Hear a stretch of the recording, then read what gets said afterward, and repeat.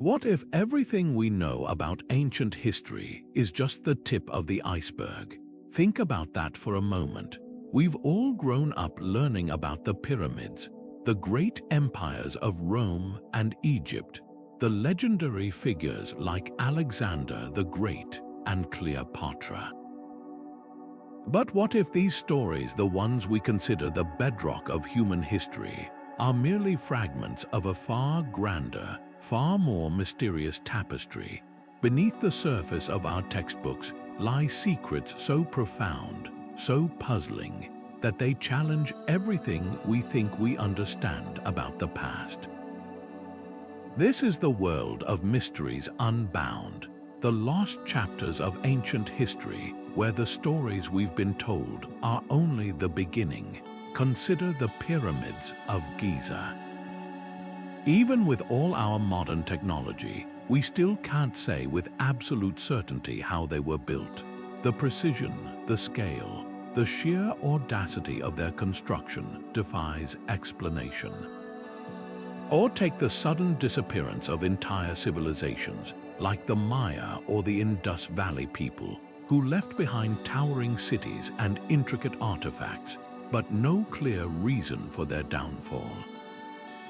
These aren't just gaps in history, they're gaping holes whispering tantalizing questions. What knowledge did these ancient people possess? What stories have been lost to time? And most intriguing of all, what if some of those stories are still waiting to be uncovered? That's exactly what we're about to explore together. In this journey, we'll venture beyond the familiar landmarks of history and into the shadows where forgotten empires once thrived, where unexplained artifacts hint at technologies we can't replicate, and where hidden knowledge might still lie buried, waiting for the right moment to resurface. This isn't just a video, it's an expedition into the unknown, a chance to peel back the layers of time and discover what history books have left out. So if you've ever felt that there's more to the past than meets the eye, then you're in the right place. Because the greatest stories aren't always the ones we've been told sometimes, they're the ones we've yet to find. History, as we know it, is often shaped by the victors, the empires that wrote the records, the cultures that survived to tell their tales. But what about the voices that were silenced, the stories that were erased? The truth is, the past isn't just a single, neatly bound book. It's more like a library with entire wings reduced to ashes, their secrets lost to war, time, or even deliberate suppression. Take the Library of Alexandria, one of the greatest repositories of knowledge the ancient world ever knew. When it burned, countless scrolls, centuries of philosophy, science, and history vanished in the flames. Imagine what we might have learned if those texts had survived, or consider the indigenous cultures whose oral traditions and sacred knowledge were dismissed or destroyed by colonizers, leaving gaps in our understanding of humanity's collective journey. But it's not just about what was lost, it's about why it matters. Every missing piece of history distorts the bigger picture. Without these lost chapters, we're left with a half-told story, like trying to solve a puzzle with half the pieces missing.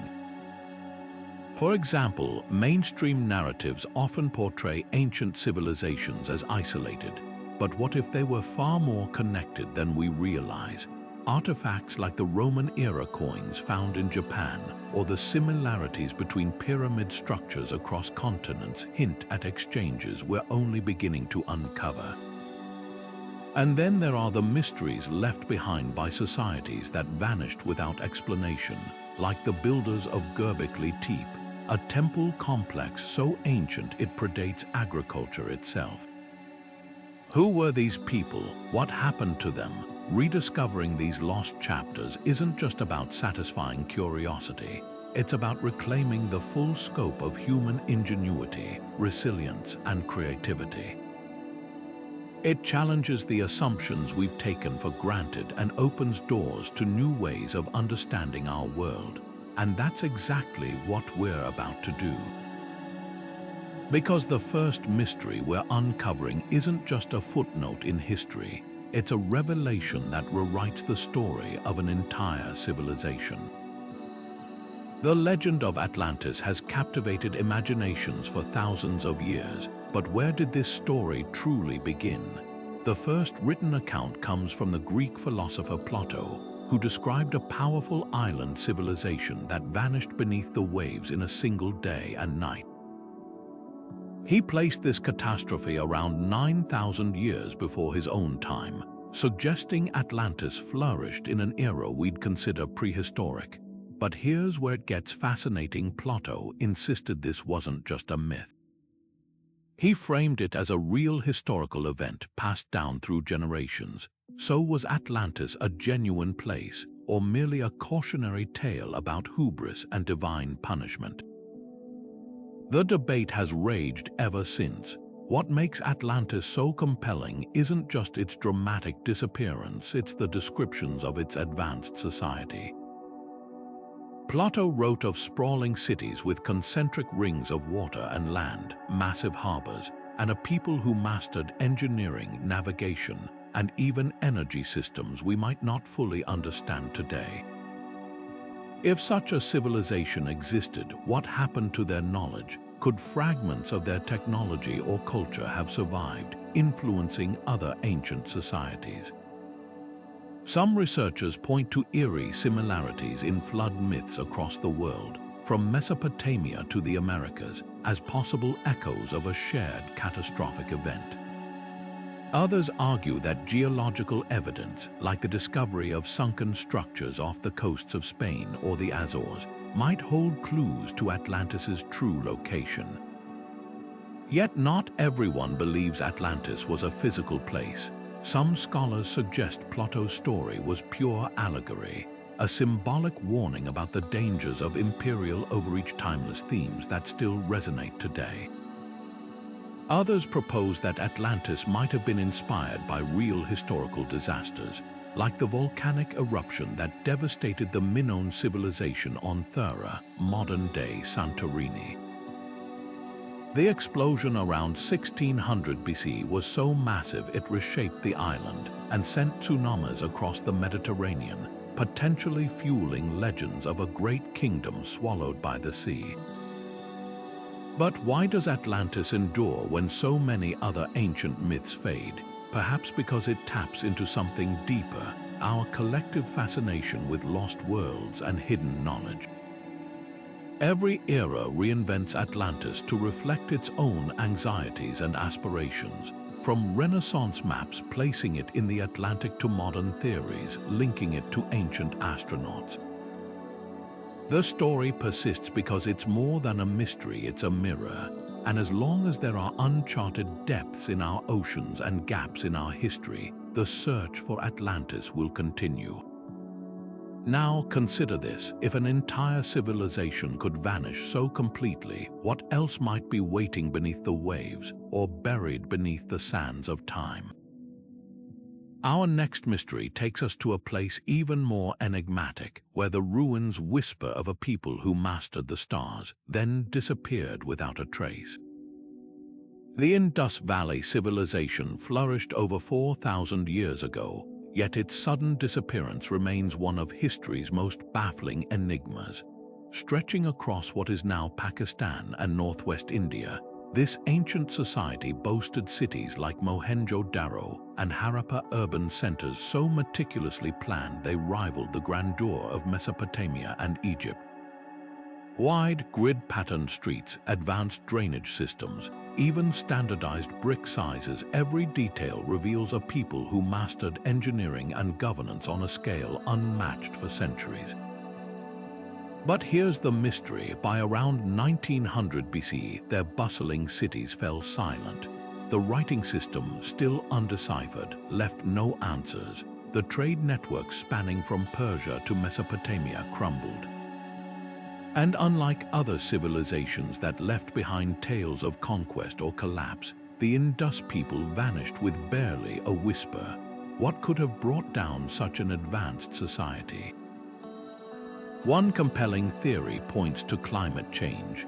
Geological evidence suggests the mighty Saraswati River, once the lifeblood of the civilization, began to dry up, transforming fertile lands into arid plains. Others argue that tectonic shifts might have disrupted water supplies or triggered catastrophic floods. But there's another twist: archaeologists find no clear signs of war or invasion. No burned cities, no mass graves, just empty streets and abandoned homes, as if the people simply walked away. Could internal strife, economic collapse, or even disease have driven them out? Or did they disperse gradually, their culture absorbed by neighboring societies, leaving only fragments behind? The silence is haunting. While Egypt's pharaohs and Mesopotamia's kings left towering monuments and epic poems, the Indus Valley's legacy is one of quiet sophistication and unanswered questions.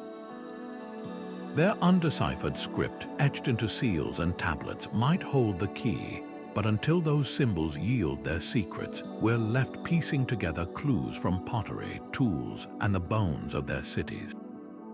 It's a reminder that even the mightiest civilizations can fade, not with a bang, but with a mystery. And if that leaves you wondering what other forgotten societies might be waiting to share their stories, consider this. While the Indus Valley's lights dimmed, another ancient culture was rising in the shadows, one whose achievements were so extraordinary they defy explanation. A people who carved their legacy not in clay but in stone, aligning their monuments with the stars themselves. The Maya civilization stood at the height of its power when something went terribly wrong. Imagine towering pyramids reaching for the sky, bustling marketplaces filled with vibrant trade, and astronomers tracking the movements of Venus with uncanny precision, all suddenly abandoned. By the 9th century, these thriving city-states from Tikal to Palenque were left to the jungle. Unlike the slow fade of the Indus Valley, the Maya collapse happened with startling speed. So what could have brought down one of history's most sophisticated cultures? For decades, experts pointed to environmental catastrophe. Tree ring studies revealed brutal droughts struck the region around the time the cities emptied. With crops failing and reservoirs drying up, even the most ingenious water management systems couldn't save them. Others argue warfare played a role. Carvings depict kings captured and sacrificed, while defensive walls appear around once peaceful centers. But here's the twist: newer research suggests it wasn't just one disaster. A combination of factors, from overpopulation to political instability, may have created a perfect storm. The Maya elite, obsessed with celestial cycles, might have lost legitimacy when their prophecies failed. Farmers, tired of supporting extravagant rituals, could have simply walked away. Recent breakthroughs are rewriting the narrative. LiDAR technology, which pierces through dense jungle canopy, has uncovered entire lost cities and hidden temples. One stunning discovery reveals networks of elevated roads connecting distant settlements, proving the Maya were far more interconnected than we thought. Even more tantalizing are the decoded glyphs that describe alliances, betrayals, and even climate records offering first-hand accounts of their world unraveling. These finds paint a picture not of a sudden apocalypse, but of a society straining under its own complexity, making choices that ultimately led to its transformation rather than total destruction. What makes the Maya collapse so haunting is how familiar it feels. A civilization at its peak, grappling with environmental stress, political division, and a disconnect between rulers and the people sound familiar. Their story forces us to ask uncomfortable questions about our own societies. How resilient are we when faced with similar pressures? And what lessons can we learn from a culture that, despite its decline, left behind innovations in mathematics, astronomy, and art that still awe us today? But if the Maya's fate leaves you wondering how civilizations rise and fall, wait until you hear about an ancient invention so advanced it seems to defy the timeline of human progress altogether. A device so precise it shouldn't exist in its era, yet there it is, waiting to rewrite history once more. Buried beneath the waves for over 2,000 years, the Antikythera mechanism shattered our assumptions about ancient technology when divers discovered it in a shipwreck off the Greek coast in 1901. At first glance, it looked like a lump of corroded bronze, but beneath the grime lay a maze of interlocking gears so precise, so sophisticated, that historians initially refused to believe it could be ancient. Yet here it was, a device crafted centuries before the fall of Rome, capable of predicting solar eclipses, tracking the cycles of the Olympic Games, and even modeling the erratic motions of the moon. This wasn't just a tool, it was a masterpiece of engineering, a mechanical cosmos in miniature. How could something this advanced exist 2 millennia ago, only to vanish from history until the modern era? The mechanism's complexity is staggering. Using 37 meshing bronze gears, it functioned like an analog computer, calculating celestial events with remarkable accuracy. Researchers studying its fragments with advanced imaging technology found inscriptions detailing planetary positions and eclipse timings, suggesting its creators possessed knowledge of astronomy rivaling later medieval scholars. But here's the real puzzle. Nothing like it appears again in the historical record for over 1,000 years. Devices of similar sophistication don't resurface until the astronomical clocks of 14th century Europe.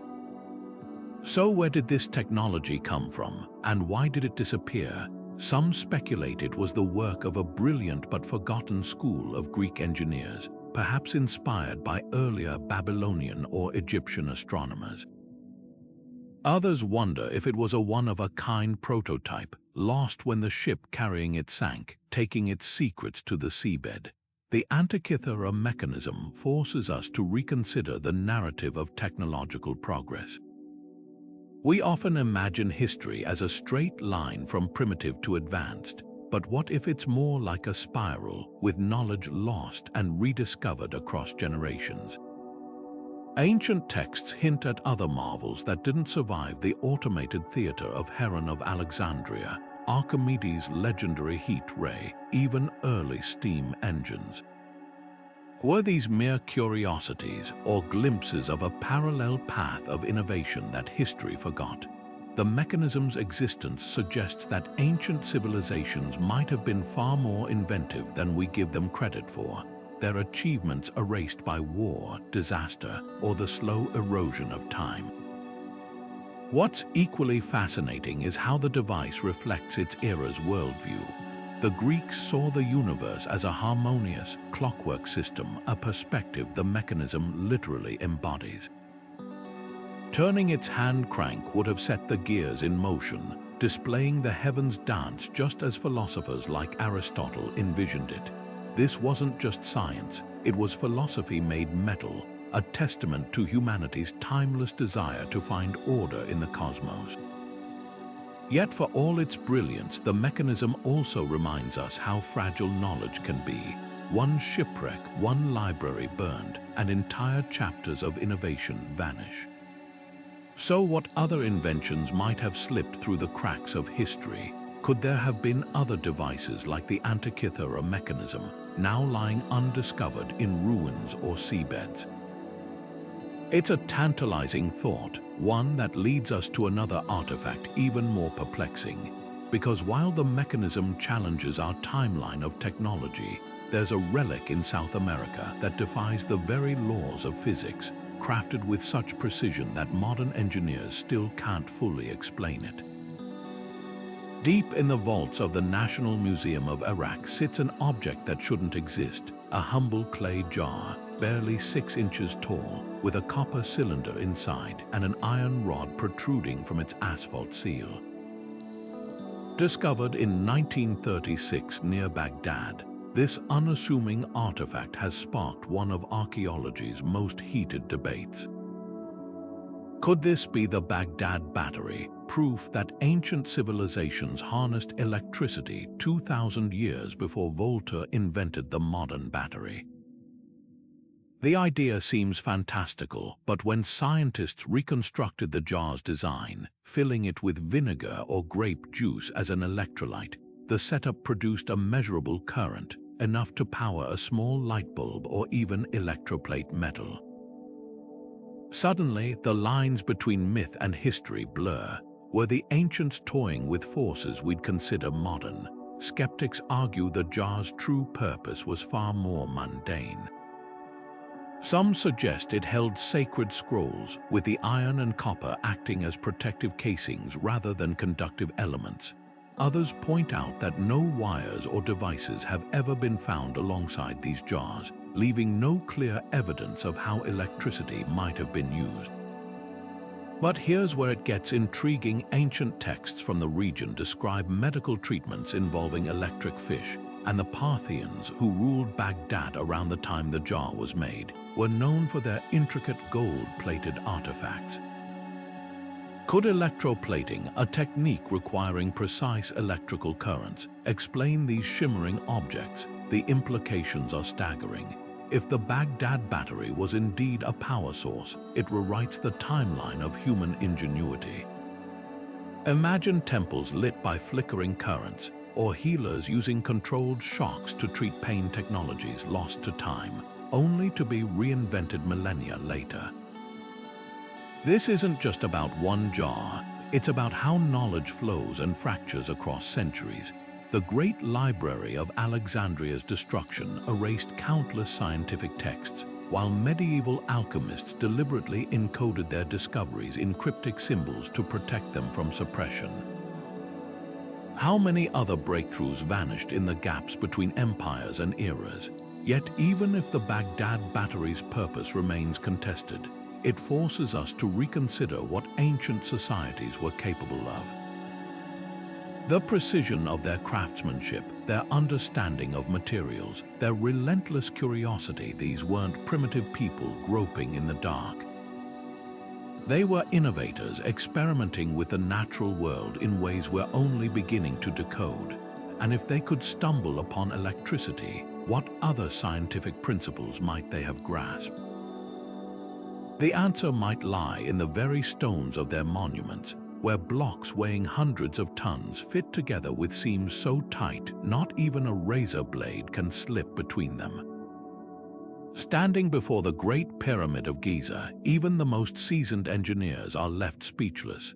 This colossal structure, built over 4,500 years ago, consists of 2.3 million stone blocks, each weighing an average of 2.5 tons, some as heavy as 80 tons.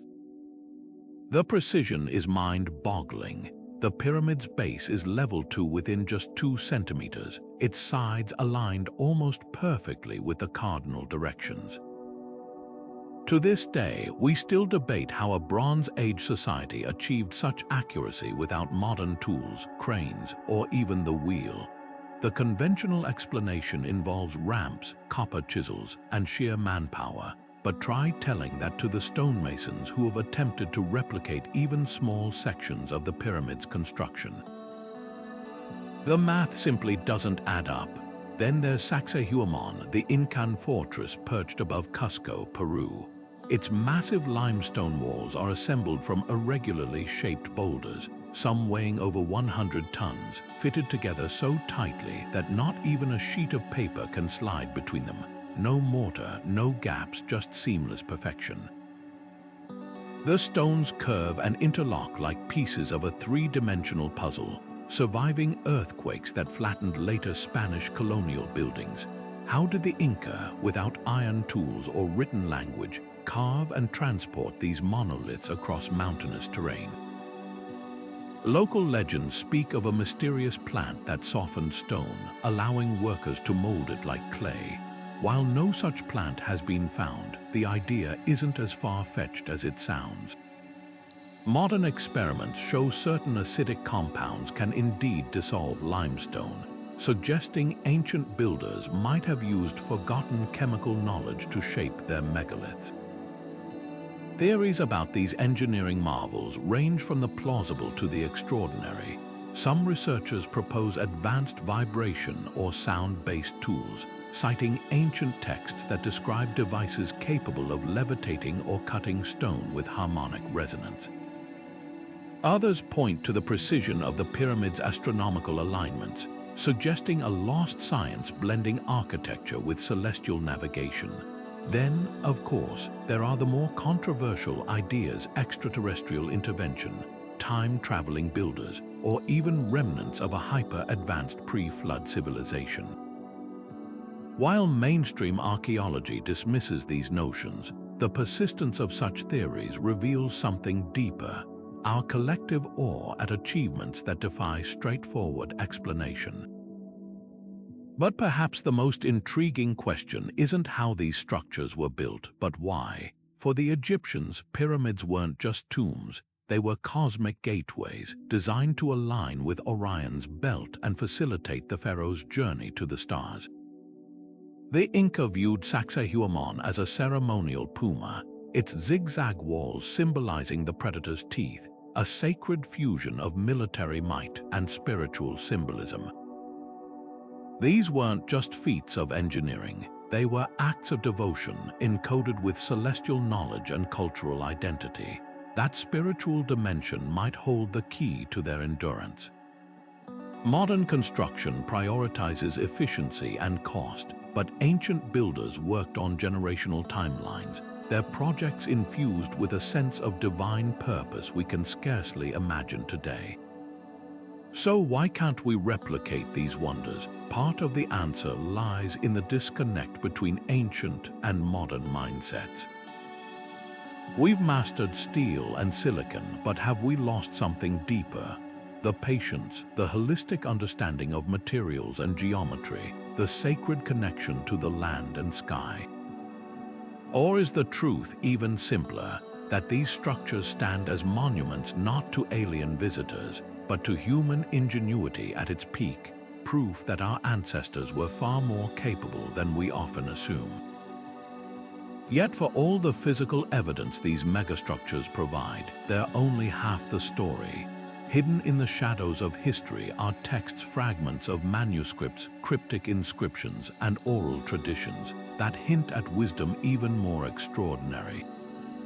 One such example lies in a set of ancient Indian scriptures describing flying machines, energy weapons, and surgical techniques thousands of years ahead of their time. In a dimly lit vault at Yale University lies a book that has defied comprehension for over 600 years. The Voynich Manuscript, named after the rare book dealer who acquired it in 1912, is a puzzle wrapped in mystery. Its 240 pages are filled with an unknown script, flowing, elegant characters that form words no linguist has ever decoded. Alongside the text are bewildering illustrations, naked women bathing in green liquid, constellations that don't match any known sky, plants that seem to belong to no earthly botany. From the moment it surfaced in medieval Europe, this book has taunted scholars, cryptographers, and even wartime codebreakers. How could something so meticulously crafted remain utterly indecipherable in an age where we've unlocked ancient languages and cracked enemy ciphers? Theories about the manuscript's origins are as varied as they are contentious. Some believe it's a lost alchemical text, its strange drawings representing secret laboratory processes or herbal remedies. Others argue it's a sophisticated hoax, perhaps concocted by a clever forger to deceive Renaissance collectors. But here's what's fascinating: modern carbon dating places the vellum pages between 1400 and 1430, and the ink matches formulas used in that era. If it's a fake, it's an impossibly elaborate one, written in a script with consistent grammatical patterns, suggesting an actual language rather than gibberish. Even artificial intelligence trained on thousands of languages has failed to find a match. The most promising breakthrough came in 2019, when a researcher claimed to identify Hebrew hidden beneath the script, but the theory collapsed under scrutiny. Then there are the illustrations, which only deepen the enigma. One section depicts fantastical plants with roots like human organs, while another shows zodiac symbols arranged in ways that defy traditional astrology. The most haunting pages feature those so-called bathing women, their bodies connected by intricate tubes and vessels, as if mapping some arcane biological or cosmological system. Could this be a visual representation of lost scientific knowledge, a medieval attempt to document alternate realms, or simply the product of an artist's boundless imagination? The lack of any clear historical reference makes it impossible to say. What makes the Voynich Manuscript so tantalizing isn't just its unreadable text, it's the possibility that it holds something extraordinary. Imagine if it's a surviving fragment of a suppressed herbal tradition, containing cures modern medicine hasn't rediscovered. Or what if it's the notebook of a rogue naturalist who documented species since driven to extinction? There's even a fringe theory linking it to extraterrestrial contact, though most scholars dismiss this as fantasy. The truth may be more mundane, but until someone cracks its code, we're left with a book that feels like a message from another world.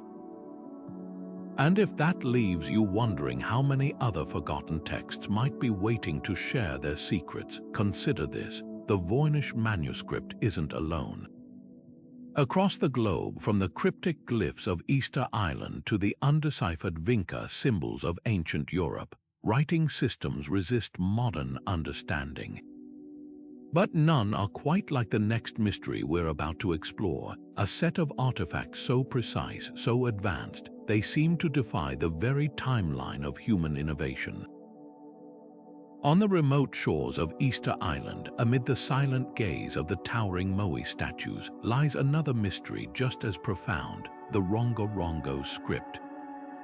Carved into wooden tablets with intricate glyphs resembling human figures, animals, and celestial symbols, this writing system remains one of the last great undeciphered scripts in the world. Discovered in the 19th century, the tablets hint at a sophisticated literary tradition, yet their meaning has been lost to time. What makes Rongorongo so fascinating isn't just its visual complexity, it's the tragic story behind its silence. When European missionaries arrived on Easter Island in the 1860s, they found a handful of islanders who could still recite portions of the script from memory, chanting its contents like sacred hymns. But within decades, disease, displacement, and cultural suppression erased nearly all native speakers of the Rapa Nui language, and with them, the keys to unlocking Rongorongo. Today, only 26 fragile tablets survive, their glyphs staring back at us like a locked door with no key. Linguists have identified recurring patterns, suggesting a true writing system rather than mere pictographs. But without a Rosetta Stone to bridge the gap, the script's secrets remain just out of reach. Could Rongorongo hold clues to connections we've long overlooked? Some researchers point to striking similarities between its glyphs and those of ancient scripts from the Indus Valley or even distant Oceania. Were these echoes of a shared cultural exchange across the Pacific, or mere coincidence? The island's isolation makes the idea of outside influence seem improbable.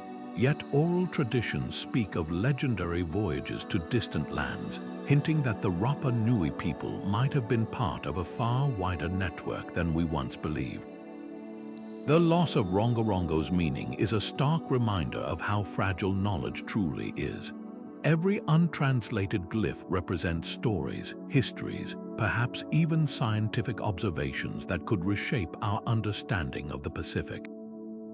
When a language dies, it's not just words that vanish, it's an entire way of seeing the world, and Easter Island isn't alone. Of the roughly 7,000 languages spoken today, nearly half are endangered, each one a repository of unique wisdom waiting to be lost forever. But what if the Rapa Nui weren't as isolated as we think? What if their ancestors and others like them were bold explorers crossing vast oceans long before European ships set sail? Legends from Polynesia to the Americas tell of seafarers who navigated by the stars, winds, and currents, reaching islands thousands of miles apart. Modern experiments, like the voyages of the Hercules canoe, have proven these journeys were possible with traditional wayfinding techniques. Could ancient explorers have connected civilizations we assume were worlds apart? The evidence is mounting from sweet potatoes of South American origin found in Polynesia to shared mythologies of flood heroes and creation gods. These threads suggest a tapestry of human movement far more intricate than textbooks once claimed. And if that's true, what other surprises might lie hidden in the whispers of forgotten languages or the artifacts buried beneath the waves? The answers might just rewrite our map of the ancient world, one voyage at a time. What if Columbus wasn't the first outsider to reach the Americas? The idea might sound radical, but when you start piecing together the evidence, the story of global exploration gets far more complicated and far more fascinating. Take the case of the Olmec colossal heads, those massive stone sculptures found in Mexico with distinctly African-like features. Or consider the sweet potato, a crop native to South America, which somehow made its way to Polynesia centuries before European contact. Even more startling, in 1996, researchers testing ancient Egyptian mummies found traces of cocaine and nicotine substances that at the time grew only in the Americas. How did these compounds end up in the bodies of pharaohs? The implications are staggering. Mainstream archaeology often dismisses these anomalies as coincidences or contamination, but the patterns keep stacking up. The Phoenicians, legendary seafarers of the ancient Mediterranean, were said to have sailed beyond the Pillars of Hercules, possibly reaching distant shores. Chinese records from the 5th century describe a land called Fusang, strikingly similar to the Americas, complete with descriptions of maize and giant cacti. Then there's the Newport Tower in Rhode Island, a stone structure bearing uncanny resemblance to medieval Norse architecture, fueling theories that Viking expeditions ventured further south than we once believed. Skeptics argue these connections are cherry-picked or misinterpreted, but when you step back, the bigger picture starts to look less like isolated accidents and more like fragments of a forgotten global network. Genetic studies add another layer to the puzzle.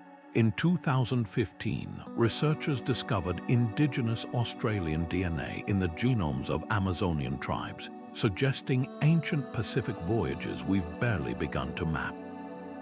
Meanwhile, pre-Columbian chicken bones in Chile match Polynesian breeds, while the presence of New World crops like the bottle gourd in Africa hints at transatlantic exchanges long before the age of sail. Yet academia remains divided.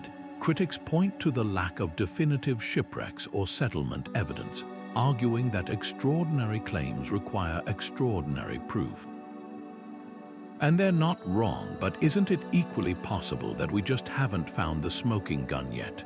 After all, ocean levels have risen dramatically since the last ice age, swallowing coastlines where ancient ports might have once stood. What's really at stake here isn't just rewriting history books, it's redefining how we see human ingenuity. If these voyages happened, they speak to a boldness and capability we rarely attribute to ancient cultures. Imagine Phoenician traders riding the Atlantic currents, or Chinese junks navigating the Pacific's vast expanse using stars and currents alone. This isn't fantasy, it's a testament to the audacity of explorers who, without maps or compasses, might have connected continents we assume were worlds apart. And that brings us to a civilization whose navigational prowess puts even these theories to shame. While we debate scattered artifacts and genetic clues, one ancient culture left behind something far more concrete: a tradition of open ocean wayfinding so precise it puts modern navigation to shame. Their story doesn't rely on speculation, it's written in the waves, the stars, and the daring voyages that shaped the Pacific for centuries. The vast Pacific Ocean was anything but a barrier to the Polynesian people, it was their highway. Picture this, voyagers setting out in double-hulled canoes with no compasses, no charts, just the night sky above and the rhythm of the waves below. Yet somehow they pinpointed tiny islands scattered across millions of square miles of open water, from Hawaii to New Zealand to Rapa Nui, with astonishing accuracy. How? The answer lies in a science so refined it borders on artistry, the ancient practice of wayfinding. At the heart of Polynesian navigation was an intimate dialogue with nature. Stars weren't just points of light, they were celestial signposts. Navigators memorized the rising and setting positions of hundreds of stars, using them like a mental GPS. But stars alone weren't enough. They read ocean swells like road maps, feeling subtle shifts in current and wave patterns through the hull of their canoes. Even clouds played a role, their shapes and movements often hinted at land over the horizon. And then there were the birds. Certain species, like the Monu Oku, would fly out to sea to fish but always return to land by dusk. Spotting one meant islands were near, a trick modern sailors would envy.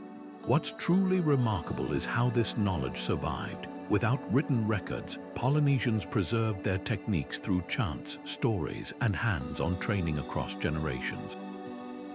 For decades, Western scholars dismissed these methods as myth until the 1970s, when Hawaiian navigator Mau Piailug proved them wrong. Sailing the Hokula, a replica of an ancient voyaging canoe, he navigated from Hawaii to Tahiti using only traditional wayfinding, covering 2,500 miles without instruments. His success wasn't just a personal triumph. It was a validation of indigenous science that had been marginalized for centuries. Yet Polynesian voyaging offers more than just historical fascination. It holds urgent lessons for today. Unlike modern explorers who often conquered and extracted, Polynesians practiced a sustainable relationship with the ocean. They understood that navigation wasn't just about reaching a destination, but about harmonizing with the environment. Can you imagine applying that wisdom now, as we face rising seas and plastic-choked waters? It's a poignant reminder that some of the most advanced knowledge isn't stored in laboratories, but in the living memories of cultures we've too often overlooked. Which raises a haunting question: what other indigenous insights have we lost or ignored? From the fire management practices of Aboriginal Australians to the Amazonian tribes' mastery of plant medicine, countless traditions hold solutions to modern crises. The Polynesian story forces us to confront how much wisdom might have slipped through the cracks of colonialism and industrialization. And if the Polynesians could map the Pacific without parchment or ink, it makes you wonder, what did ancient cartographers know that we've forgotten? Because halfway across the world, there are maps that defy time, depicting continents no European had supposedly seen. Until centuries later, in 1513, a Turkish admiral named Piri Reis compiled a world map that would baffle historians for centuries. Drawn on gazelle skin and adorned with intricate details, this chart didn't just depict known coastlines, it showed what looked like the northern edge of Antarctica, a continent Europeans wouldn't officially discover for another 300 years. But here's the twist: the landmass on the map appears ice-free, with rivers and mountain ranges matching modern radar scans of the terrain beneath Antarctica's mile-thick ice sheet. How could a 16th century cartographer have known what lay hidden beneath a frozen wasteland no one had ever visited? The implications are staggering. One theory points to lost sources of ancient knowledge. Piri Reis himself noted that his map drew from earlier charts, including some dating back to Alexander the Great's era. Could these have been based on observations from a time when Antarctica's coasts were free of ice, perhaps over 6,000 years ago, during a warm period before the last glacial advance?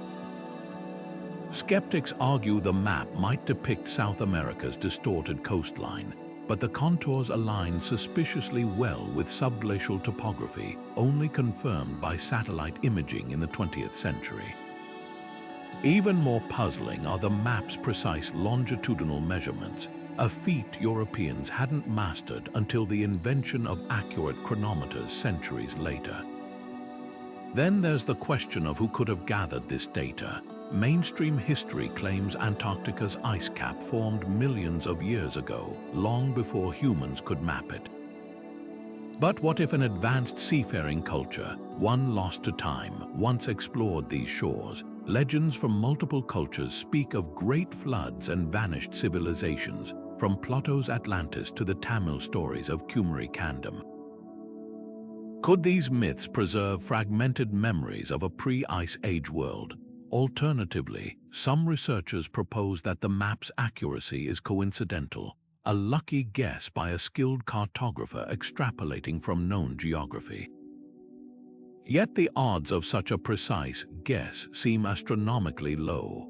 The Piri Reis Map forces us to confront uncomfortable gaps in our understanding. If it truly reflects ancient knowledge, it suggests that human history and Earth's climate might be far more dynamic than we assume.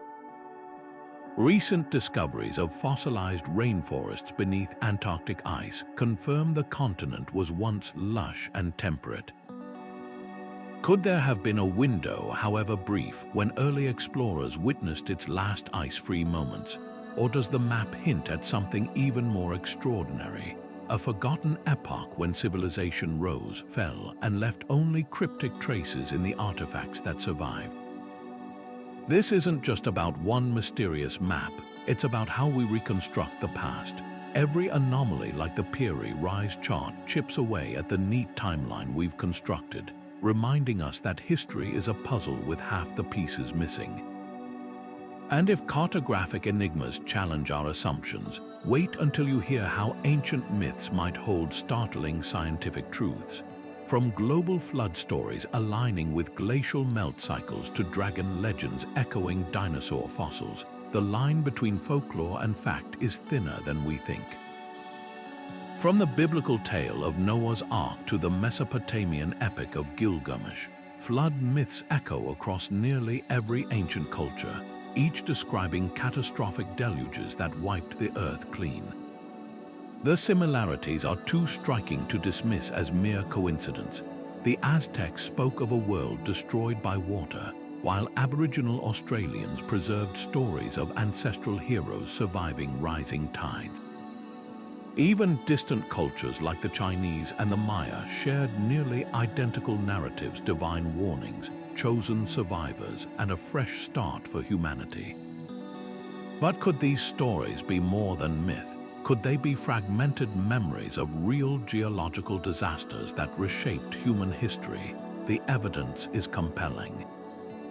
Around 7,600 years ago, the Mediterranean Sea burst through the Bosporus Strait, triggering a cataclysmic flood that drowned the Black Sea basin. This wasn't just a gradual rise in water levels, it was a wall of seawater surging at 200 times the force of Niagara Falls, swallowing an area the size of Florida almost overnight. For the Neolithic farmers living along those shores, the event would have been apocalyptic. Survivors fleeing inland would have carried the trauma with them, embedding it in oral traditions that morphed into the flood myths we know today. Sediment cores from the Black Sea floor confirm this event, revealing a sudden shift from freshwater to saltwater deposits. Even more telling, genetic studies trace the spread of agriculture into Europe around this time, as if entire populations were forced to migrate. But the Black Sea isn't the only candidate. Geologists have uncovered traces of other prehistoric megafloods, like the collapse of glacial dams in North America that unleashed torrents across the Pacific Northwest, or the Zanclean flood that refilled the Mediterranean 5 million years ago. These weren't isolated incidents, they were planet-altering events, seared into collective memory. The psychological impact can't be overstated. Imagine witnessing your entire world vanish beneath the waves, then rebuilding from nothing. That kind of trauma doesn't fade, it becomes legend, a cautionary tale about the fragility of civilization. Yet flood myths aren't just about water, they're about renewal. In almost every version, the deluge isn't just destruction, it's a reset, a chance for humanity to begin again with divine guidance.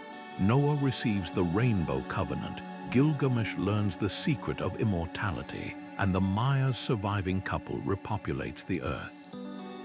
These stories served a purpose. They explained the unexplainable, offered hope after catastrophe, and reinforced moral codes for rebuilding society. The parallels suggest something profound. That disaster and our response to it is woven into the human experience. But what if floods weren't the only celestial warnings our ancestors preserved? From the walls of Egyptian temples to the carvings of Mesopotamian ziggurats, ancient art is filled with strange symbols: falling stars, fiery wheels, and gods descending from the heavens. Could these be records of cosmic disasters like comets or asteroid impacts that once threatened humanity? One clue lies in the Younger Dryas period, 12,800 years ago, when Earth abruptly plunged back into an ice age. Some scientists argue this was caused by a comet impact, pointing to nanodiamonds and platinum spikes in sediment layers, materials forged in extraterrestrial collisions. Indigenous legends from the Hopi to the Norse describe sky fire and winters without sun, eerily matching the geological record. The connection between myth and catastrophe raises a tantalizing question. Were ancient people not just storytellers, but meticulous observers of celestial danger? Their survival may have depended on it, and if they encoded warnings in their art and architecture, what else might we have overlooked? Perhaps the answers are written in the stars, or in the next mystery, hidden in the alignment of stones older than history itself. 12,800 years ago, Earth's climate did something extraordinary. It slammed into reverse. After centuries of gradual warming as the last ice age waned, temperatures suddenly plummeted. Glaciers crept back across continents, forests turned to tundra, and entire species vanished. This millennium-long deep freeze, known as the Younger Dryas period, has long puzzled scientists. But in the early 2000s, a team of researchers proposed a startling explanation. What if this climatic U-turn wasn't natural at all? What if it was caused by a cosmic catastrophe, a comet or asteroid exploding in the atmosphere with the force of thousands of nuclear bombs? The evidence is both dramatic and controversial. Across 4 continents, from North America to Europe to the Middle East, scientists have uncovered a thin layer of sediment packed with clues: microscopic diamonds formed under extreme pressure, traces of rare metals like platinum and iridium that are abundant in space rocks, and even melted glass spherules that could only be created by searing, sky-borne heat. Then there are the charcoal-rich deposits, hinting at wildfires so vast they may have scorched 10% of Earth's surface. Taken together, these findings paint a picture of an apocalyptic event, a fragmented comet streaking across the sky, its shockwaves igniting forests, destabilizing ice sheets, and shrouding the planet in a dust cloud that blocked the sun for generations. But here's where it gets even more intriguing. Around this same time, Earth's megafauna, creatures like woolly mammoths and saber-toothed cats, vanished abruptly. Human populations, too, appear to have suffered. The prehistoric Clovis culture of North America, known for their distinctive spear points, disappeared from the archaeological record. Could these parallel collapses be more than coincidence? Proponents of the Younger Dryas impact hypothesis argue that the comet didn't just change the climate. It may have triggered a global cultural reset, wiping out early civilizations and forcing survivors to adapt or perish. Which brings us to Göbekli Tepe, a mysterious temple complex in modern-day Turkey. Built roughly 11,600 years ago, just as the Younger Dryas was ending, its massive stone pillars are arranged in precise circles, carved with intricate animal reliefs. But one pillar stands out. It bears a curious cluster of symbols that some researchers interpret as a celestial map. The imagery includes a scorpion, a vulture, and a headless man, positions that eerily match constellations as they would have appeared in the sky around 10,900 BC. Could this be a recording of the comet strike, a warning etched in stone for future generations? The timeline fits, and the symbolism is haunting. If true, it would mean the builders of Göbekli Tepe weren't just creating a place of worship, they were preserving knowledge of a cataclysm so devastating it reshaped their world. The implications are staggering. If advanced cultures existed before the Younger Dryas, their knowledge might have been reduced to fragments, passed down as myth or encoded in sacred sites. Flood stories, falling sky gods, and rebirth motifs suddenly take on new weight, not as mere allegories, but as desperate attempts to make sense of real, earth-shattering trauma. And if Göbekli Tepe's pillars are indeed a cosmic memorial, they challenge our entire understanding of when and how civilization began. But Göbekli Tepe isn't alone in its celestial whispers. Half a world away, another ancient site aligns with the heavens in ways that defy simple explanation. Its stones don't just mark the seasons, they seem to track cycles of time so vast they hint at knowledge we've only just begun to rediscover. Standing on the windswept plains of Salisbury, Stonehenge's towering stones seem to whisper secrets across millennia. This prehistoric marvel isn't just a circle of rocks, it's a celestial calculator, its arches and pillars meticulously aligned with the movements of the sun and moon. During the summer solstice, the rising sun perfectly frames the heel stone, casting a beam of light that pierces the heart of the monument. The winter solstice sunset, too, finds its mark between the towering trilithons with uncanny precision. But how could Neolithic builders, working over 4,000 years ago with nothing but stone tools and raw manpower, achieve such astronomical accuracy? The answer lies in generations of patient observation, passed down through oral traditions we can only imagine. What's even more remarkable is that Stonehenge isn't alone in its cosmic ambitions. Halfway across the world, the Maya built El Caracol, a domed observatory in Chichen Itza designed to track Venus's perilous path across the sky. In Egypt, the Great Pyramid's air shafts align with stars central to the pharaoh's afterlife journey. And in the American Southwest, the ancestral Pueblones carved spiral petroglyphs that transform into daggers of light during equinoxes. These sites, separated by oceans and centuries, share a common thread, an obsession with the heavens so profound, it drove cultures to move mountains literally. Why did the skies captivate our ancestors so deeply? For some, it was survival. Tracking seasons meant predicting rains for crops or migrations for hunting. For others, it was divinity, the belief that celestial bodies were gods or messengers. But perhaps there's a deeper truth hidden in these alignments. The builders of Stonehenge left no written records, but their stones tell a story of harmony between earth and sky, a dialogue encoded in geometry. Modern experiments show that even simple wooden pegs and ropes could have allowed Neolithic astronomers to plot solstices with startling accuracy. This wasn't magic, it was the culmination of lifetimes spent watching, recording, and revering the cosmos. Yet Stonehenge's true genius might lie in its imperfections. Recent studies reveal that some alignments are slightly off, not from error, but from deliberate adjustments accounting for the moon's wobble over its 18.6-year cycle. This subtle tweak suggests knowledge so advanced it rivals modern astronomy. It's as if the builders were trying to capture not just moments in time, but the very rhythm of the universe itself. Which makes you wonder, if ancient cultures could read the stars like a map, what other celestial secrets did they bury in their sacred sites?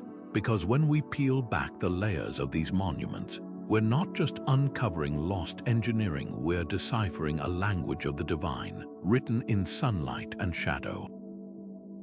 And that language might hold the key to understanding the spiritual revolutions that shaped civilizations long before the first pyramids rose. For over 1,000 years, the most powerful people in the ancient world, philosophers, emperors, even slaves, made a pilgrimage to a small sanctuary near Athens, drawn by the promise of a secret so profound it could transform their lives forever. These were the Eleusinian mysteries, initiation rites so sacred that revealing their secrets carried a punishment of death. What happened inside the hall of initiation at Eleusis? The truth died with the last participants when the sanctuary was destroyed in the 4th century, but the fragments left behind tell a tantalizing story. Ancient texts describe a days-long ritual beginning with a solemn procession from Athens to Eleusis, where initiates drank a special barley potion called kykeon before entering the darkened telesterion. There, amidst flickering torchlight, they witnessed something that left them forever changed. The playwright Aristophanes wrote that initiates emerged, stricken with awe, while Cicero claimed the rites taught Greeks not only how to live joyfully but how to die with hope. The key may lie in the mysterious substance at the ceremony's heart. Some scholars suggest kykeon contained ergot, a fungus related to LSD, inducing visions of Persephone's mythic descent into the underworld, a journey symbolizing death and rebirth. Others argue the power came from pure theater, dramatic reenactments, hypnotic chanting, and carefully staged revelations designed to shatter preconceptions. Why such secrecy? The oath of silence wasn't just about exclusivity. It protected dangerous ideas. In a world where most worshipped openly, the mysteries offered something radical, personal, spiritual transformation beyond the pantheon of Olympian gods. Ancient writers hint that initiates learned the earth was a living being, that the soul survived death, concepts that would later echo in Pythagorean and Platonic philosophy. This wasn't just religion, it was experiential wisdom, a visceral encounter with the divine that couldn't be put into words without losing its power. Archaeology offers tantalizing clues. Votive carvings show initiates holding torches and myrtle branches, while temple ruins reveal an ingenious acoustic design. Whispers from the high priest could be heard clearly throughout the hall, creating an uncanny effect. Most telling are the thousands of miniature terracotta vessels found at the site, likely containers for kykeon, suggesting the ritual's mind-altering properties were central to its impact. Yet for all these fragments, the heart of the experience remains just out of reach, like a dream upon waking. The loss of the Eleusinian mysteries speaks to a deeper tragedy. How much spiritual knowledge has vanished because it was too radical, too dangerous, or simply too experiential to be written down? From the Orphic hymns of Thrace to the Gnostic Gospels burned by early Christians, history is littered with traditions that challenged orthodoxy and paid the price. The mysteries remind us that some truths aren't meant to be preserved in texts, but lived in the moment, passed from teacher to seeker in sacred trust. Perhaps that's why their symbols endure. The sheaf of wheat displayed at Eleusis, representing Persephone's return from the underworld, appears in surprising places, carved into Celtic standing stones, woven into Egyptian funerary texts, even echoing in the bread of Christian communion. These recurring motifs suggest a universal language of spiritual awakening, one that transcends any single culture or era. And if that language could survive the fall of civilizations, what other ancient wisdom might still be whispering to us, hidden in plain sight? Like the next mystery we're about to explore, a symbol so universal, it appears in caves from France to Indonesia, carved by hands separated by millennia yet united by something deeper than time.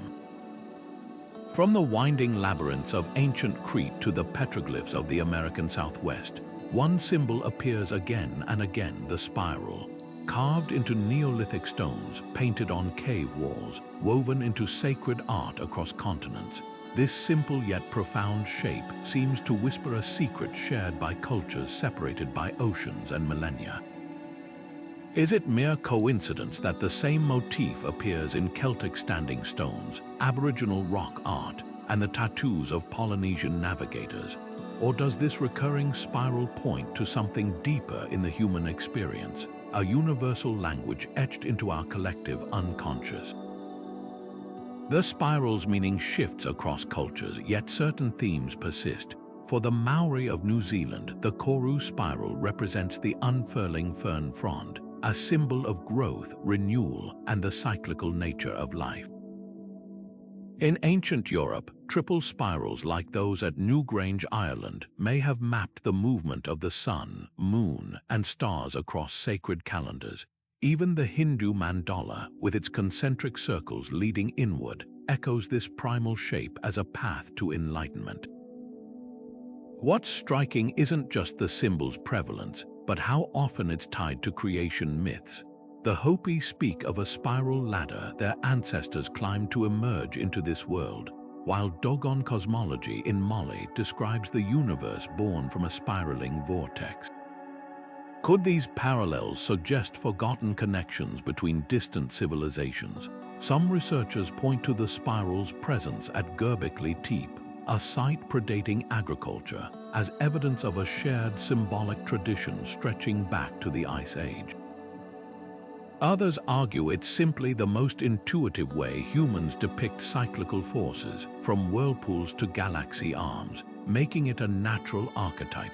But here's what's undeniable: the spiral transcends mere decoration.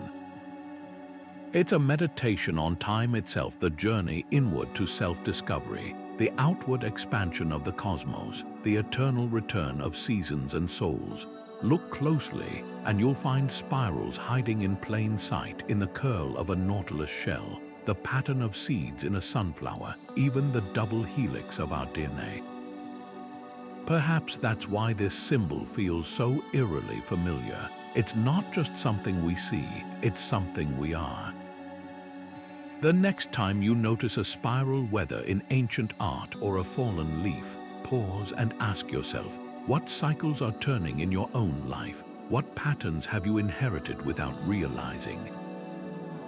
But if the spiral hints at a lost universal language, there are artifacts that defy explanation entirely, objects so anachronistic they shouldn't exist in their time periods. Like a 2,000-year-old bronze gearwork computer, or a medieval map depicting continents no one had supposedly discovered. Buried in a creek in Texas, a hammer was found encased in rock that dated back over 100 million years, a time when dinosaurs still roamed the earth. Known as the London Hammer, this ordinary-looking tool has baffled scientists since its discovery in the 1930s. How could a human-made object exist in stone that predates humanity itself? It's not alone. From the 2,000-year-old Antikythera mechanism to the 500,000-year-old Koso artifact, a spark plug encased in what appears to be ancient geode. These are what researchers call OOP arts, out-of-place artifacts. These objects defy conventional timelines, appearing in geological layers or cultural contexts where they simply shouldn't belong. Take the Koso artifact, pulled from a California mountain in 1961. X-rays revealed a porcelain cylinder and metallic core resembling a modern spark plug, yet the surrounding rock was dated to 500,000 years old. Mainstream explanations suggest it's merely a 20th century tool embedded in a concretion of hardened minerals. but the debate highlights a deeper issue: how quickly anomalies are dismissed rather than explored. When confronted with objects that don't fit established narratives, the scientific community often defaults to labeling them hoaxes or misidentifications. But what if some of these artifacts are genuine puzzles waiting to be solved? Critics argue that OOP arts gain undue attention because they're cherry-picked exceptions, not evidence of rewriting history. The London hammer, for instance, might be a 19th-century miner's tool fossilized through rapid mineral deposition, not millennia of natural processes. Yet the resistance to investigating these anomalies raises questions about how knowledge is preserved or suppressed. History isn't just discovered, it's curated. The voices of marginalized cultures, the artifacts that don't align with dominant theories, even the inconvenient data points they're often sidelined to maintain a cohesive story. What if we're missing something profound by dismissing these outliers? Consider the Baghdad battery, dismissed for decades as a ceremonial vessel until experiments proved it could generate electricity. Or the Saqqara bird, an Egyptian wooden figurine once labeled a toy until aerodynamics experts noted its uncanny resemblance to a glider. These artifacts challenge the linear progression we assume in human innovation, suggesting that flashes of advanced knowledge might have appeared and vanished long before our recorded timelines.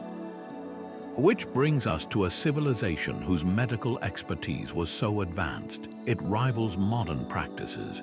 While we debate the legitimacy of OOP arts, the ancient Ayurvedic texts of India describe surgical procedures and herbal remedies with precision that stuns contemporary researchers. Their understanding of anatomy, infection, and even plastic surgery predates Western medicine by thousands of years. If these records were lost or ignored for centuries, what other breakthroughs might have slipped through the cracks? The answer might lie in a set of scrolls so controversial, they've been hidden away for generations. Imagine lying on a stone slab thousands of years ago as someone carefully drills into your skull without anesthesia, without sterile instruments, yet with astonishing precision. This wasn't some primitive act of violence. It was trepanation, one of humanity's oldest known surgical practices. From the highlands of Peru to the plains of France, archaeologists have uncovered skulls with neatly carved holes, some showing clear signs of healing, proof that patients not only survived these procedures but lived for years afterward. How did ancient healers achieve such success with what we'd consider rudimentary tools? The answer reveals a sophistication in early medicine that rivals modern techniques in surprising ways. The oldest trepan skulls date back over 7,000 years, discovered in Neolithic burial sites across Europe and South America. What's remarkable isn't just the existence of these operations, but their staggering success rates. Studies of Peruvian skulls show over 80% survival rates, with bone regrowth indicating patients lived months or even decades post-surgery. Some skulls even feature multiple healed holes, suggesting repeat procedures. The methods varied: scraping, cutting, or drilling, but the goal seemed universal: to relieve pressure, treat head injuries, or perhaps even release evil spirits believed to cause madness. The tools, often made of obsidian or bronze, bear uncanny resemblance to modern surgical instruments. An ancient Peruvian Tumi knife, for example, mirrors the shape and function of today's cranial scalpels, while flint scrapers found in France could rival any sterile blade in their precision. But here's the real mystery: how did these early surgeons avoid fatal infections or brain damage? Some researchers point to natural antiseptics like honey or plant resins, widely used in ancient wound care. Others suggest practitioners had an intimate understanding of cranial anatomy, carefully avoiding major blood vessels.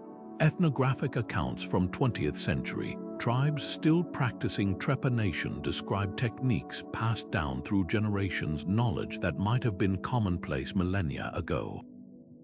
The Dogon people of Mali, for instance, used a hand-rotated drill to create small, controlled openings, a method eerily similar to modern burr hole surgeries for hematomas. What's haunting is how much of this expertise vanished. Ancient Greek texts reference trepanation, yet by the Middle Ages, the practice had faded in Europe, dismissed as barbaric. Only now are we rediscovering its potential. Modern neurosurgeons sometimes use a modified form of trepanation to treat traumatic brain injuries. It makes you wonder what other medical breakthroughs were lost to time. The Sushruta Samhita, an ancient Indian text, describes cataract surgeries and skin grafts with stunning accuracy, while Egyptian papyri detail diagnoses for everything from tumors to diabetes. How many of these techniques were abandoned or forgotten, only to be reinvented centuries later?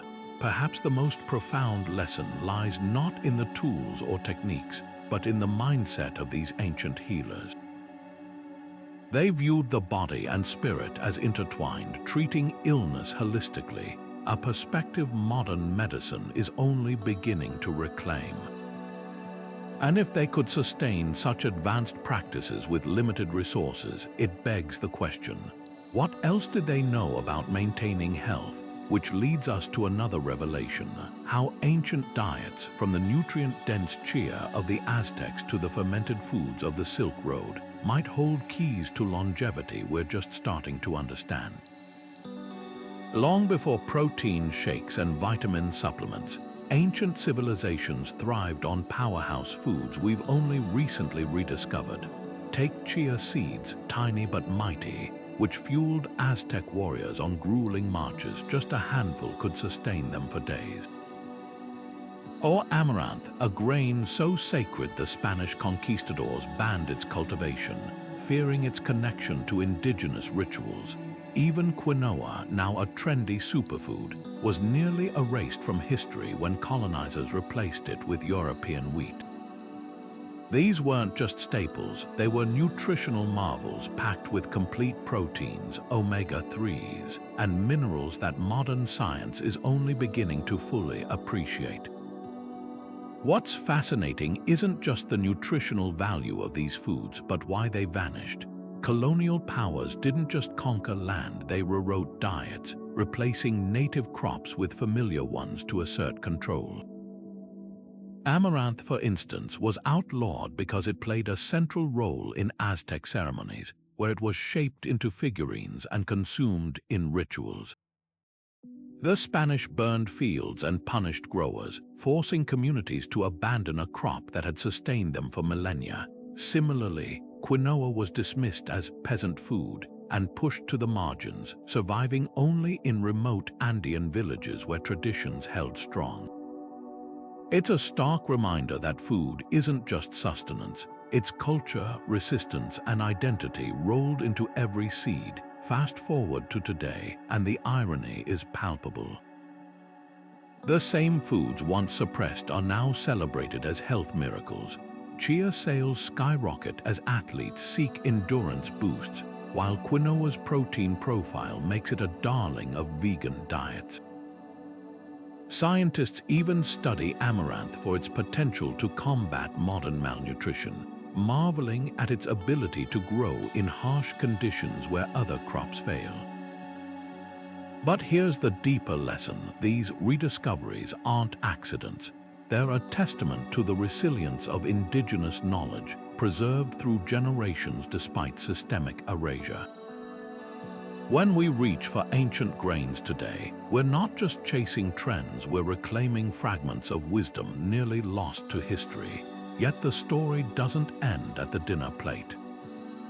The revival of these superfoods mirrors a broader shift, a return to ancestral practices that honored balance with nature.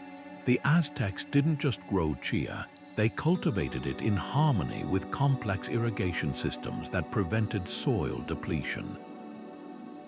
The Inca terraced quinoa fields to protect against erosion, techniques modern farmers now study as climate solutions.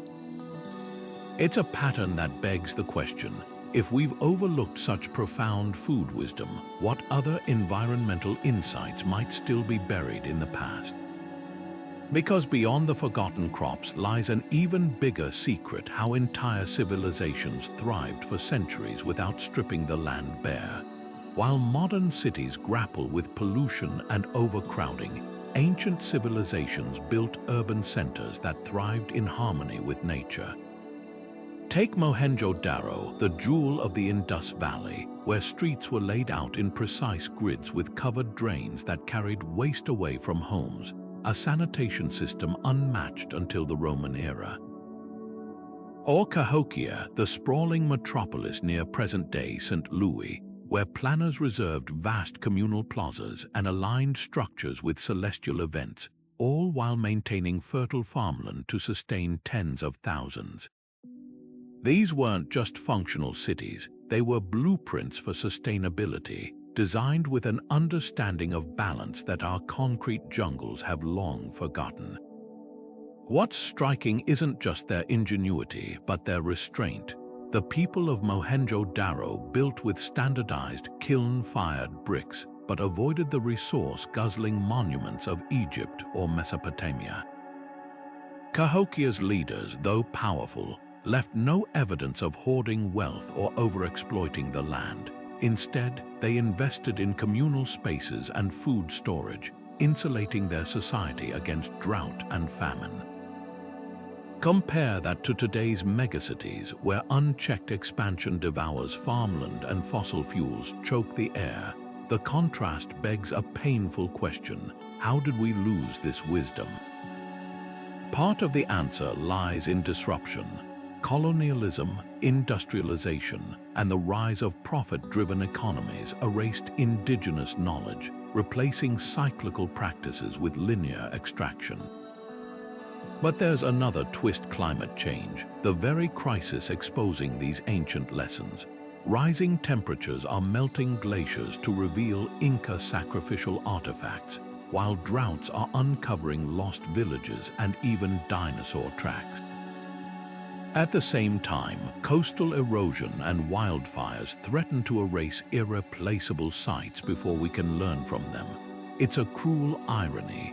The planet is both unearthing its past and devouring it, as if urging us to pay attention before it's too late. Perhaps the most poignant example lies in the Amazon, where satellite imagery has exposed vast geometric earthworks, proof of a sophisticated civilization that managed the rainforest without destroying it.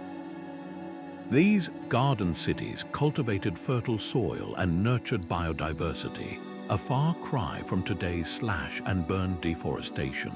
Their methods, now being studied by agroecologists, could hold keys to reversing environmental damage. Yet for centuries, we dismissed the Amazon as a pristine wilderness, ignoring the evidence of human harmony with nature right beneath our feet. The lesson isn't just about technology, it's about mindset. Ancient planners saw cities as living systems, woven into the landscape rather than imposed upon it. We're finally catching up, with green roofs and sponge cities mimicking these principles, but the urgency has never been greater. Because the same forces that erased these past societies, rising seas, shifting climates, now threaten our own. The difference is, we have their examples to guide us, if we're willing to look beyond the myth of progress and listen to the echoes of those who thrived without stripping the earth bare. And if these forgotten cities teach us anything, it's that survival isn't about dominance, it's about adaptation. Just as their ruins resurface in our era of crisis, their solutions might re-emerge when we need them most. But time is slipping away, both for us and for the fragile traces of the past still waiting to be found. Climate change is unearthing history in ways no archaeologist could have predicted. As glaciers retreat and deserts expand, long-buried secrets are emerging from the earth, some hidden for thousands of years. In Norway's mountains, melting ice patches have revealed perfectly preserved Viking artifacts, leather shoes, wooden tools, even a tunic woven in the 8th century, frozen in time like a snapshot of daily life. Meanwhile, in the Arabian desert, shifting sands have exposed ancient stone structures called mustatils, massive rectangular monuments older than Egypt's pyramids, their purpose still unknown. It's a paradox both haunting and hopeful. The same forces unraveling our planet's future are stitching together fragments of its past. The speed of these discoveries is staggering. In Alaska, thawing permafrost has surrendered arrows, spears, and even a ceremonial mask carved by the Yupik people centuries ago. These objects, once preserved by ice, now face rapid decay as they're exposed to air and microbes. Archaeologists race against time to document them, knowing each artifact is a whisper from a world that existed long before ours. But it's not just small relics, entire cities are resurfacing. Droughts in Iraq have lowered river levels to unveil a 3,400-year-old palace from the Mitanni Empire, its walls adorned with vibrant blue and red murals. Similarly, receding waters in Spain's Valdecañas Reservoir exposed the dolmen of Guadalperol, a megalithic stone circle dubbed Spanish Stonehenge, submerged since the 1960s. What makes these revelations so poignant is their fleeting nature. Many sites, like the Viking artifacts, will crumble within years of exposure, their stories lost just as we begin to hear them. Others, like the mustatils, raise more questions than answers. Why were these structures built across such vast distances? Who coordinated their construction? The irony is inescapable. As we confront the consequences of modern environmental recklessness, we're granted glimpses of societies that thrived or collapsed under their own ecological pressures. The Greenland Norse, for instance, clung to European farming practices as their climate cooled, refusing to adapt to Inuit survival strategies. Their settlements, now emerging from melting ice, stand as silent warnings about the cost of inflexibility. Yet for all we're uncovering, these discoveries hint at far grander narratives still buried. If a single melting glacier can yield a trove of Viking relics, what might lie beneath the ice sheets of Antarctica, where satellite images suggest strange, pyramid-like formations? Or beneath the Sahara, where radar has detected traces of ancient rivers and potential settlements? The Earth is a palimpsest, its layers holding stories we've yet to read. And that's where legend and science begin to converge. Tales like the Great Flood or the lost city of Ubar were long dismissed as myth until geological evidence and satellite archaeology proved otherwise. Which brings us to one final enigma, a story woven so deeply into human consciousness that it transcends culture and time. From the epic of Gilgamesh to Plato's dialogues, the idea of a cataclysmic event that reshaped the world appears again and again. Could these stories be distorted memories of real disasters, rising seas, meteor strikes, or volcanic winters that ancient survivors passed down through generations? As we dig deeper, both literally and figuratively, the line between myth and history blurs, revealing a truth more astonishing than fiction, that our ancestors might have been trying to tell us something all along. Legends have soared through human imagination for millennia, their serpentine forms etched into legends from China to Mesopotamia, from the Norse sagas to the tales of the Aztecs. But what if these ubiquitous myths weren't purely products of fantasy? What if they were born from something far more tangible, ancient encounters with the bones of creatures long vanished from the earth? Imagine a farmer in ancient Greece plowing his field when his blade strikes something massive and unfamiliar, a curved spine as thick as a tree trunk, a skull with dagger-like teeth, limbs ending in claws that could rend flesh. With no concept of dinosaurs or deep time, how else would he explain these monstrous remains except as proof that dragons once walked the land? The evidence is startling. In China, where dragon bones have been ground into medicine for centuries, many were later identified as fossils of dinosaurs like the sauropod Mamenchisaurus. The link is almost poetic. The very word dragon in Chinese, long, mirrors the sinuous, elongated forms of these prehistoric giants. Halfway across the world, the Sioux people spoke of the Antikythera, colossal reptilian beings whose bones they collected near the Badlands, now known to be a treasure trove of Triceratops and Tyrannosaurus fossils. Even the Greeks, who described the dragon-slaying hero Cadmus sowing its teeth to grow an army, might have drawn inspiration from the giant, tooth-studded jaws of prehistoric mammals or marine reptiles washing ashore. What's fascinating isn't just the overlap between fossils and myths, but the consistency of the stories. Isolated cultures with no contact described similar creatures, winged, fire-breathing, hoarding treasure in caves.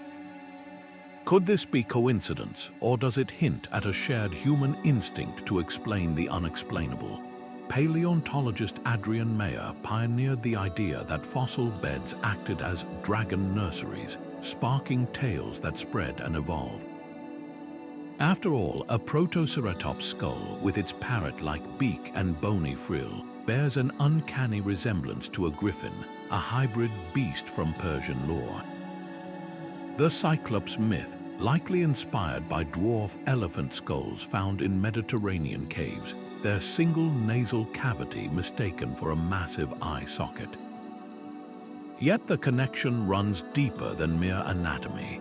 Dragons often symbolize chaos and the untamed forces of nature, fitting metaphors for societies confronting the bones of predators that once ruled the earth. The Norse saw their serpent Jörmungandr as a world-ending threat. The Babylonians feared Tiamat, the primordial dragon of the sea. These weren't just monsters, they were manifestations of humanity's fragility in the face of a violent, unpredictable past. Even the dragon's hoard might reflect real discoveries, fossil beds glittering with pyrite, mistaken for gold by ancient observers. But here's the twist, some cultures revered these creatures. Chinese emperors claimed descent from dragons, while Australian Aboriginal traditions speak of the rainbow serpent, a creator spirit shaping the land. This duality, destruction and creation, fear and reverence, mirrors our own relationship with the deep past. Dinosaurs, like dragons, remind us of a world before humans, a time when titans walked the earth. And just as we piece together their bones, we reconstruct their legends, blending science and story to make sense of our place in the cosmos. Which brings us to the heart of the mystery. Why does this matter now? Because every dragon myth is a fossil itself, a preserved fragment of humanity's first attempts to understand the natural world. They remind us that the line between history and myth is thinner than we think, woven from half-remembered truths and amplified by wonder. As we unearth new dinosaurs and decode old tales, we're not just studying the past, we're retracing the footsteps of those who came before us, their imaginations ignited by the same bones that now fill our museums. And if dragons teach us anything, it's that the human quest for origins is as old as storytelling itself, a fire that burns brighter with every discovery, every question, every fragment of the past waiting to be unearthed. Because in the end, aren't we all still sifting through the rubble of time, trying to distinguish the real from the imagined, the bone from the legend? The answers, like the dragons of old, might be closer than we think. From the sunken ruins of forgotten cities to the cryptic symbols etched into ancient stone, we've journeyed through the shadowed corridors of history, where every artifact whispers a question and every myth hints at a truth waiting to be uncovered. These mysteries aren't just footnotes, they're vibrant reminders that the past is never truly settled. What we call history is a tapestry still being woven, its threads constantly unraveled and reknit by new discoveries. The pyramid's precise alignments, the Antikythera mechanism's celestial calculations, the Indus Valley's silent streets, each one defies the neat timelines we've constructed, urging us to look deeper. Consider how much has already been rewritten. The Maya were once dismissed as primitive stargazers until their sprawling cities emerged from the jungle. The Polynesians' navigational feats were called impossible until modern voyagers proved them true. Even the humble Baghdad battery, once laughed off as a curiosity, now sparks debates about the boundaries of ancient innovation. These shifts aren't just academic, they're humbling. They force us to confront how much we still don't know and how much might have been lost to time, war, or the slow erosion of memory. Yet this uncertainty isn't a flaw, it's history's greatest gift. It invites us to question, to explore, to challenge the stories we've been told. As the historian Will Durant once wrote, history is a fragment of biology, the remembered portion of the human experiment. And like any experiment, its results are never final. The next artifact pulled from a glacier, the next script decoded, the next satellite image revealing buried ruins, anyone could append what we thought we knew. So let this be an invitation, not an endpoint. Dive into the comments and share which mystery gripped you most. Was it the cosmic warnings of Göbekli Tepe, the eerie precision of Sacsayhuaman stones, or the enigma of the Voynich Manuscript's unreadable pages? Your curiosity fuels this exploration, and if you're hungry for more journeys into the unknown, hit that like button, subscribe, and join us next time as we peel back another layer of history's deepest riddles.